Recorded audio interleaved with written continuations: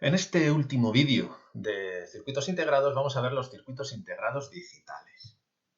¿De acuerdo? Si bien los circuitos analógicos eran los que trabajaban con señales, los digitales son los que trabajan con números. ¿Cómo que con números? ¿Vale? Al final los circuitos electrónicos lo que tenemos son tensiones, intensidades, movimientos de electrones, ¿vale? No de números. Lo que vamos a hacer es una conversión o una equiparación. Por ejemplo, definimos dos niveles de tensión, uno alto y otro bajo, ¿vale? Por ejemplo, 5 voltios y 0 voltios. 5 voltios y 0 voltios. Cuando yo tenga en un circuito 5 voltios, diré que tengo un 1, y cuando tenga 0 voltios, diré que tengo un 0. De tal manera que voy a poder construir números a base de dígitos binarios, de unos y de ceros. ¿Vale? Nivel alto, 5 voltios, le asignamos un 1, y a nivel bajo le asignamos el dígito 0. Y a base de unos y ceros, yo construyo un número. Y pueden formar infinitos números. O sea, los mismos números que podemos formar en base decimal, los podemos formar en base 2, en este sistema binario. Los circuitos digitales van a trabajar con estos números en formato digital y van a hacer cuentas con ellos. Van a hacer una suma o una multiplicación o una negación. Vale, ahora vemos esto un poco más en profundidad. Bueno, por ejemplo, fijaros, el circuito este que tenemos aquí es un circuito eléctrico muy básico, con un relé, en donde si alimentamos la bobina, pues me cierra los contactos, ¿vale? Si alimentamos la bobina, pasa corriente por la salida, ¿de acuerdo? Si recibimos un 1, o sea, si recibimos tensión en la bobina, en la salida me da un 1.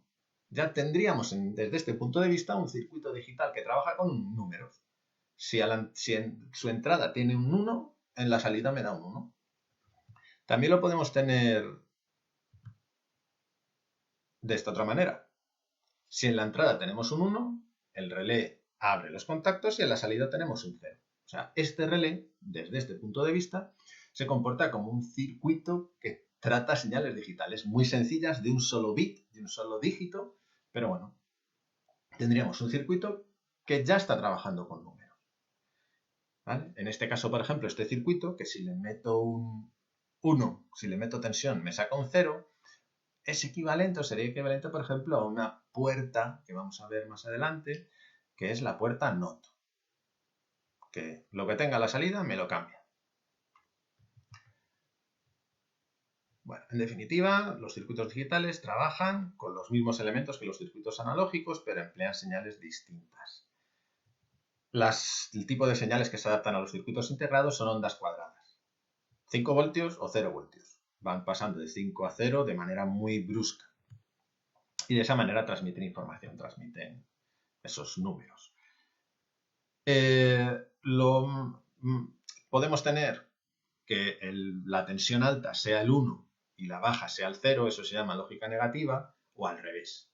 Si el 0 corresponde a la tensión alta y el 1 a la tensión baja, se le conoce como lógica negativa. ¿Vale? Lo normal es tener lógica positiva, o sea, el 1 son los 5 voltios, el 0 son 0 voltios, por ejemplo.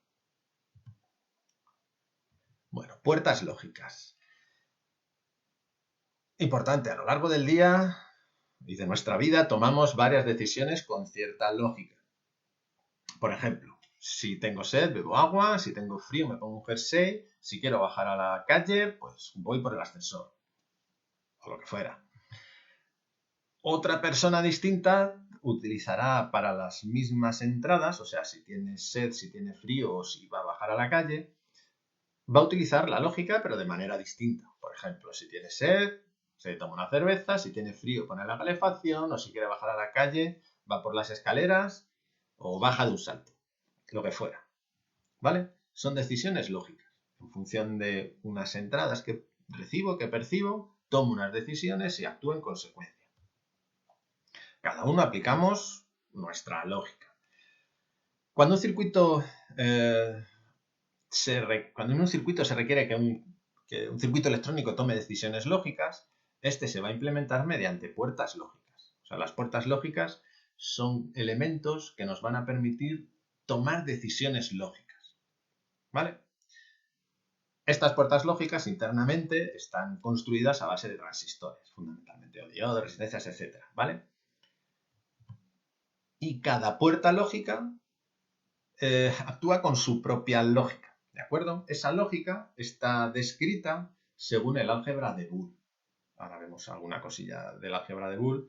Y sobre todo lo que a nosotros nos interesa es aplicar las tablas de la verdad, que es como decir los resultados que me da el álgebra de Boole.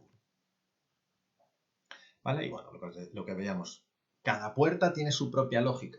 Juntando varias puertas, interconectando varias puertas, vamos a conseguir tomar decisiones lógicas complejas. Bueno, eso, el álgebra de Boole, conjunto de reglas matemáticas en las que se basan los circuitos lógicos. Funciones principales, pues la suma, el producto y la negación. La suma es la lógica de O, ¿vale? Si me pasa esto o esto, hago lo otro, ¿vale? ¿Vale? Ahora vamos a ir viendo las puertas estas. El producto, que es la I, ¿vale? Si me pasa esto y esto, hago no sé qué. Y la negación. Si me pasa una cosa, hago la contraria. Vamos a ir viendo esto cómo se implementa con las puertas lógicas. Bueno, la puerta AND, la I. Su símbolo, como vemos aquí, es una D, ¿vale? Dos entradas, podemos tener más entradas, pero por ejemplo tenemos dos entradas. Lo que hace es que en su salida me va a dar un 1 cuando en la entrada A y en la entrada B, en la A y en la B, tenga un 1. Si yo no tengo en la A y en la B un 1, la salida me da 0. ¿Vale? Esa es la lógica que emplea. Dice, yo te voy a dar un 1 a la salida, pero siempre que en mis dos entradas, o tres entradas, o cuatro entradas, en todas las entradas que tenga un 1. Si hay en alguna entrada en donde no tengo un 1, o sea, tengo un 0, la salida será 0. Esto se corresponde con el producto lógico, ¿vale? La función I, o sea, A y B, que se podría poner A puntito B, como si fuera A por B. Bueno, la puerta OR. En este caso, tenemos este símbolo que se forma como con tres curvas, ¿vale? Una curva, otra curva, otra curva. Y tengo que en esta puerta, siempre que en A o en B o en las dos tenga un 1, en la salida voy a tener un 1. O sea, que tengo un 1 en B, en la salida tengo un 1. Que tengo un 1 en A, en la salida tengo un 1. Que lo tengo en A y lo tengo en B, pues también tengo un 1, ¿vale? En A o en B. Esto me quiere decir que en A o en B tengo 1, en la salida tengo 1. ¿Vale? Si las entradas son 0 las dos y no tengo en ninguna un 1, pues en la salida tendré un 0. Y se corresponde con la suma lógica, ¿vale? A más B o A o B. Bueno, más la puerta O exclusivo. Esta puerta, fijaros, es similar a la O, lo que pasa es que me dice, vale, en A o en B, pero si tengo en A y en B, te voy a dar un 0. ¿Vale? Tiene que ser solo en A o solo en B. O sea, en una o en otra voy a tener un 1. Si tengo en una y en otra, tengo un 0. Y por supuesto, si en las dos tengo 0, en la salida tendré 0. ¿Vale? Más la puerta NOT, la otra fundamental junto con la O y la I. Es la puerta inversora, que me niega. La entrada la niega, la cambia. Fijaros, si tengo un 1, me lo convierto en un 0. Si tengo un 0, me lo convierte en un 1. ¿Vale? Simplemente. Fijaros, bueno, es este símbolo, el triangulito y el circulito. El circulito es el que vamos a asociar, este círculo de aquí, que vamos a asociar con la negación. O sea, lo que le llega al círculo por un lado, me lo cambia. Y se corresponde con la función de inversión o negación del álgebra de Boole. Puerta NAND, o no I. Es una AND negada. O sea, es una AND seguida de una NOT. En vez de poner la AND y después la NOT, lo que hemos hecho es el circulito de la NOT se lo hemos enganchado a la AND. Y entonces tenemos la NAND. ¿Vale? A y B, aquí, justo antes del circulito, si en los dos tengo un 1, aquí tendría un 1. Pero como el circulito lo que le llegue me lo cambia, ese 1 que tengo por aquí me lo convierte en 0. De tal manera que mientras yo no tenga dos unos aquí, voy a tener un 1 a la salida. Pero en cuanto tenga dos unos, voy a tener un 0. O sea, es la AND seguida de una NOT. La NOR, pues parecido, es la OR seguida de una NOT del circulito. O sea, si por aquí, cuando teníamos una OR, si tenía 1 y 1, aquí en la OR tenía un 1, ahora el circulito, ese 1 que tenía aquí, me lo transforma en un 0. ¿Vale? Un 0. Me lo niega. Esta salida está negada. El buffer. El buffer, fijaros, es una puerta un poco particular porque aquí viene el simbolito. Es como la NOT, pero sin circulito. Y lo que hace es, si tiene un 1, sale un 1. Si llega un 0, sale un 0. Podemos pensar, bueno, ¿y por qué no ponemos un cable y ya está? Cable, si entra un 1, sale un 1. Si entra un 0, sale un 0. El caso es que en los circuitos digitales vamos perdiendo tensión poco a poco. Y para compensar estas pérdidas se ponen este tipo de puertas, ¿vale? Imaginaros que el 1 es 5 voltios, pero por cómo viene el circuito antes de la puerta, ese 1 ya no está a 5 voltios, está a 3,7 voltios. Y esas pérdidas de tensión pueden hacer que llegue a alguna puerta lógica y no sepa si es un 1 o un 0. Entonces, para subir ese nivel, en aquellos puntos del circuito en donde esté perdiendo esa tensión, se pone una puerta buffer y entonces cuando le llega aquí un 1 de 4,2 voltios, lo convierte en un 1 de 5 voltios. Y así esa señal va a poder seguir manejándose. Y tenemos la puerta XNOR, ¿vale? Que sería la short, que hemos visto la tercera, si no recuerdo mal, negada. Simplemente tenemos aquí la negación. ¿De acuerdo? Bueno, los circuitos electrónicos digitales en las computadoras se representan mediante puertas lógicas. También se pueden representar, por ejemplo, circuitos neumáticos o hidráulicos mediante puertas lógicas. En las aeronaves, pues el EFIS, que es el sistema de instrumentos de vuelo electrónicos, el EICAS, que es el sistema que me gestiona la información de sistemas y motores, igual que ECAM. EICAS es de Boeing, ECAM es de Airbus.